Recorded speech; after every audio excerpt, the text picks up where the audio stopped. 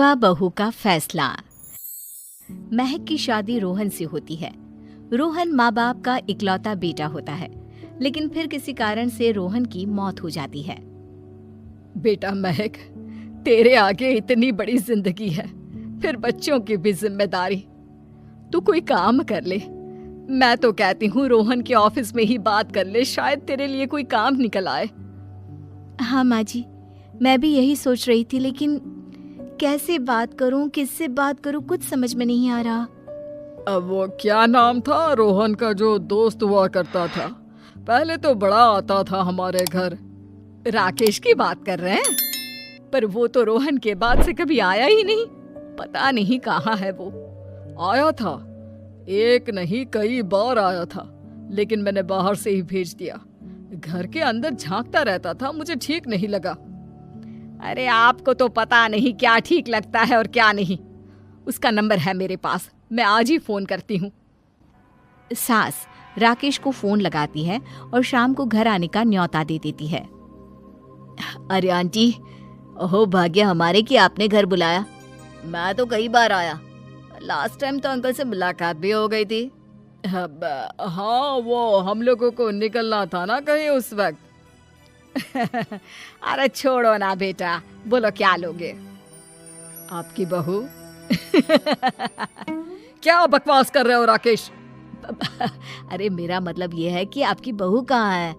भाभी जी के हाथ की चाय की बस एक प्याली मिल जाती तो। महक चाय लेकर आती है, लेकिन वो जैसे ही राकेश की ओर देखती है, उसे राकेश पसंद नहीं आता। वो अंदर जाने को होती है कि अरे भाभी जी कहाँ जा रही हैं? बैठिए तो सबके साथ। जी नहीं, बच्चों को खाना खिला रही हूँ, आप माँ जी से बात करें ना। अंदर जाने के बाद सास कहती है, अरे बेटा राकेश, वो क्या है ना, वैसे तो तेरे अंकल जी की पेंशन आती है, साथ ही ऊपर 2 मंजिल मकान से किराया भी, तो हम लोगों का तो अच्छा चल जाता है। लेकिन महक, उनकी चिंता आप न करें आंटी, आदेश दें बस आप तो। देखो भाग्यवान, रहने दो, कोई बात नहीं, मैनेज हो जाएगा। अरे क्या मैनेज हो जाएगा अंकल, हमें भी बता दें। आप चुप रहिए जी। अब वो क्या है ना राकेश, तुझे तो पता है कि रोहन के 2 बच्चे हैं, उनकी पढ़ाई लिखाई का खर्चा बहुत है। हम ये चाह रहे थे कि रोहन के ऑफिस में महक को भी अगर कोई काम मिल जाता तो। क्यों नहीं आंटी जी, मैं हूं ना, मैं बात कर लेता हूँ। वैसे तो आप हाँ ही समझिए।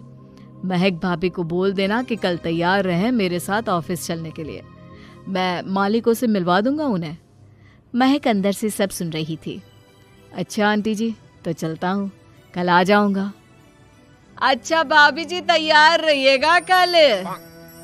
राकेश तो चला जाता है, लेकिन ससुर सास पर बरस पड़ते हैं। मुझे ये आदमी एक पैसे का पसंद नहीं है। तुम इसे बोल दो कि हमें कहीं नहीं करवानी बहू से कोई नौकरी। अरे क्यों नहीं करवानी? सारा पैसा मैं इसके बच्चे और इसी पर उड़ा दूंगी, तो मेरी बेटी को क्या दूंगी? जरूरत क्या है तुम्हारी बेटी को तुम्हारे पैसे की? अरे वो तो पहले ही बड़े पैसे वाले घर की बहू है। अपनी बहू की सोचो जो अब तुम्हारी बेटी जैसी है। बच्चे रोहन की आखिरी निशानी है। अरे अपना भाषण अपने पास रखो। सारा दिन घर पर बैठी रोटियां तोड़ेगी, तो काम करे ना कुछ बाहर जाकर। बहू सब सुन रही होती है। वो अगली सुबह बिना मन के तैयार तो हो जाती है, लेकिन जैसे ही राकेश आता है, क्या बात है भाभी जी, रेडी हैं? तो फिर चले डेट पर, मतलब इंटरव्यू पर। महक सामने आती है कि सामने ससुर जी खड़े होते हैं। हाँ महक बेटा, आओ चलते हैं, मैं भी चल रहा हूँ। ससुर को तैयार देखकर राकेश का चेहरा बन जाता है। अंकल जी, आप परेशान हो जाएंगे। अरे रहने दीजिए ना, धूप भी बहुत है। वैसे भी स्कूटर में तो 2 लोग ही बैठ सकते हैं ना। तो तुम चलो, मैं बहू के साथ अपनी कार से आ जाता हूँ। महक ससुर जी को देखकर खुश हो जाती है, उसे शांति हो जाती है। वो लोग रोहन के ऑफिस जाते हैं, जहाँ बॉस कहते हैं, नमस्ते अंकल। नमस्ते महक, कैसे हैं आप लोग? रोहन का सुनकर बहुत दुख हुआ अंकल। वैसे कैसे आना हुआ? बेटा, क्या हमारी बहू के लिए तुम्हारी ऑफिस में कोई काम मिल सकता है? हमने राकेश से इसी सिलसिले में तुमसे बात करने को कहा था। उसी के कहने पर हम दोनों तुमसे मिलने आए हैं। राकेश ने तो कोई बात नहीं की, ऊपर से उसने तो आज की छुट्टी ले रखी है, ऑफिस भी नहीं आया। बोल रहा था जरूरी काम से जाना है। महक और ससुर एक दूसरे को देखने लगते हैं। वैसे महक, क्या किया है आपने? I mean, इंग्लिश कैसी है आपकी? महक बॉस से अपनी पढ़ाई लिखाई और क्वालिफिकेशन के बारे में सब कुछ बताती है। ग्रेट, आपके लिए काम तो है लेकिन ऑफिस में नहीं। सर, मेरे बच्चे छोटे हैं, मैं फील्ड में काम नहीं कर सकती हूँ।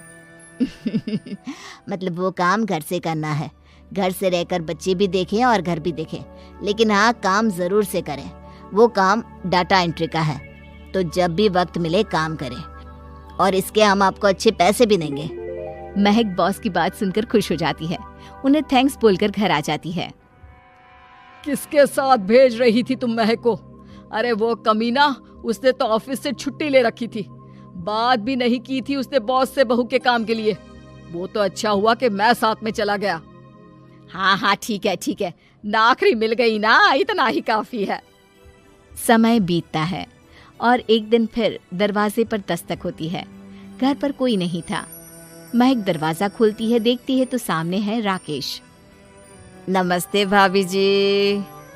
नमस्ते, घर पर कोई नहीं है, आप कल आइएगा। अरे कैसी बात कर रही हैं भाभी जी, हम तो आपकी मदद के लिए आए हैं।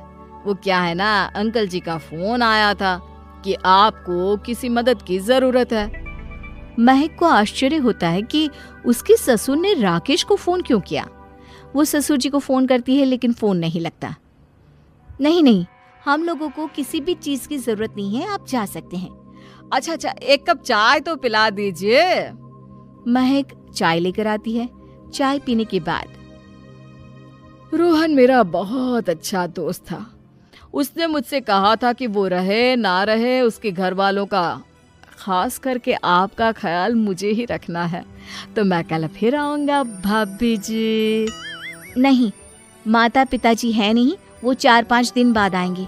आप उन लोगों के आने के बाद ही आइएगा। मुझे ये सब ठीक नहीं लगता। अरे छोड़िए ना भाभी जी, लोगों का तो काम है कहना। मेरा मतलब है वो तो बोलते ही रहेंगे। आता हूँ मैं कल। महक को अब गुस्सा आ जाता है। हमेशा शांत और मधुर बोलने वाली महक पहली बार जिंदगी में फैसला लेती है, और फैसला होता है राकेश को सबक सिखाने का। बड़े बेशर्म हैं आप। किसने कहा आपको कि आप आए? अरे भैया, साफ साफ बोला ना कि नहीं जरूरत है किसी की मदद की। मैं अकेले सक्षम हूँ अपना घर संभालने के लिए। आज आखिरी बार बोल रही हूँ, इस घर की तरफ आंख उठाकर भी देखा ना तो देख लेना, वरना पुलिस के हवाले कर दूंगी। निकलो यहाँ से, या धक्के मार कर निकालूं।